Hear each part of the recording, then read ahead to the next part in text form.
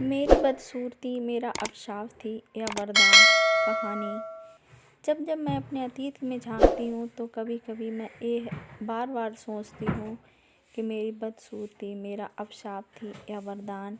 और यह भी है कि वो अभिशाप तो हो ही नहीं सकती, क्योंकि मेरे ख्याल है जिसका मैंने हथियार बनाकर अपने आप को समाज के सामने साबित कर दिया। यह अभिशाप कैसे हो सकता है?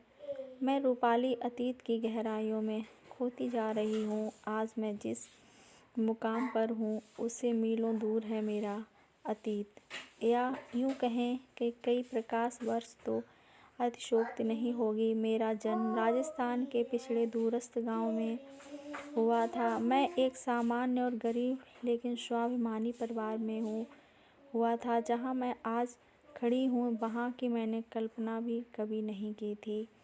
मैंने सोचा भी नहीं था कि एक दिन मैं यहाँ भी पहुँच सकती हूँ। 3 भाई बहनों में मैं सबसे छोटी हूँ। पिताजी ने मेरा नाम रूपाली किस लिए रखा था, यह पहेली मैं आज भी नहीं सुलझा पाए, क्योंकि मैं किसी दृष्टिकोण से रूपाली यानी रूप वाली लड़की नहीं थी। रूपाली का शाब्दिक अर्थ ही रूप वाली यानी खूबसूरत होता है, जबकि मेरा मामला इसके बिल्कुल अपोजिट था। मेरा रंग सांवला, यदि उसे काला भी कहा जाए तो कोई बुरी बात नहीं होगी। नाक चपटी, बिल्कुल चेहरे से लगा हुआ और फैला हुआ बड़ा ललाट, दबी सी आँखें, ऊपर से कील मुहासों ने कमी पूरी कर दी थी। समाज के अनुसार यदि एक बद से बदसूरत लड़की का वर्णन किया जाए तो वह सारी खूबियाँ मुझ में थीं। मेरे मम्मी पापा दोनों ही ग्रामीण थे, वे आकर्षक थे। बाकी के दोनों भाई भी उन पर ही गए थे। पता नहीं भगवान ने मुझे किस बात की सज़ा दी थी। लोगों की बातों की वजह से मेरी सोच भी ऐसी बन गई थी, और मैं अक्सर ऐसा सोचा करती थी। थोड़ी बड़ी हुई तो स्कूल जाने लगी। वहाँ भी मेरी बदकिस्मती साथ ही थी। स्कूल के सभी लड़के लड़कियाँ मेरा मजाक उड़ाते, कोई मुझसे से बात नहीं करना चाहता था।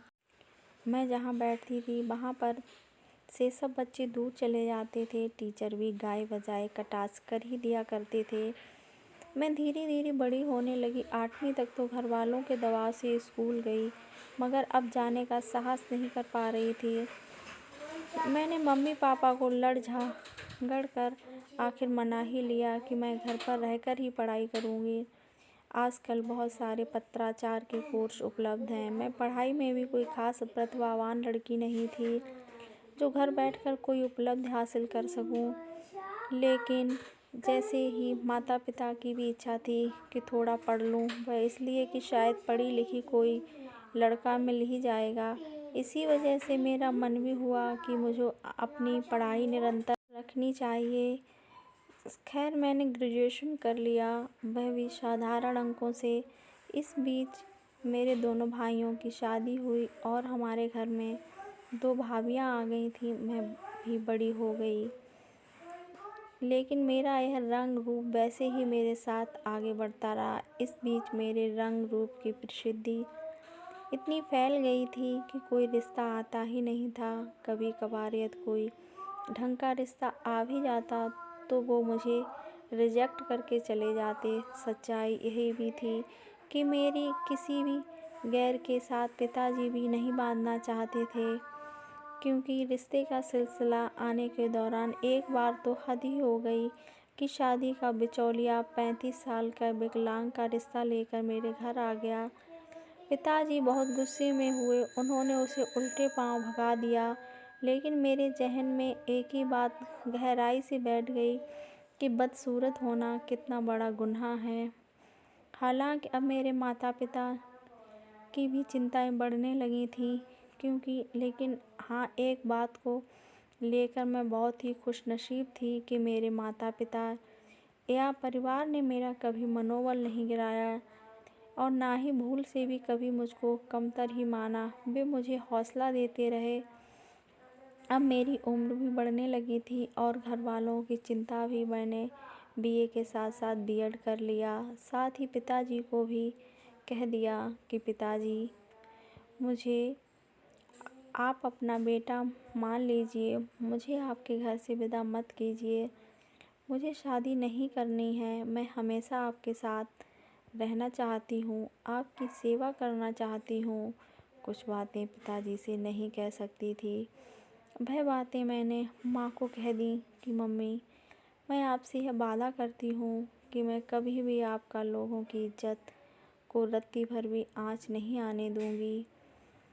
फिर पिताजी ने भी हार नहीं मानते हुए रिश्ते की खोज जारी रखी, मगर सही रिश्ता मिला नहीं और लोभी, लालची तथा रिश्ते के दलालों को पिताजी ने फटकार दिया। अब मैंने अपने आप को किताबों में एक संकल्प के साथ रमा दिया। अब किताबें ही मेरी दुनिया थी और कहते हैं कि करत करत अभ्यास के जड़मत होत सुजान। मेरी जड़मत में भी सुधार आने लगा, परिणाम भी सकारात्मक ही आया। मेरा चयन एक शिक्षिका के रूप में हो गया। मैंने नौकरी के साथ साथ पढ़ाई जारी रखी। अगली बार मेरा चयन व्याख्याता में हो गया।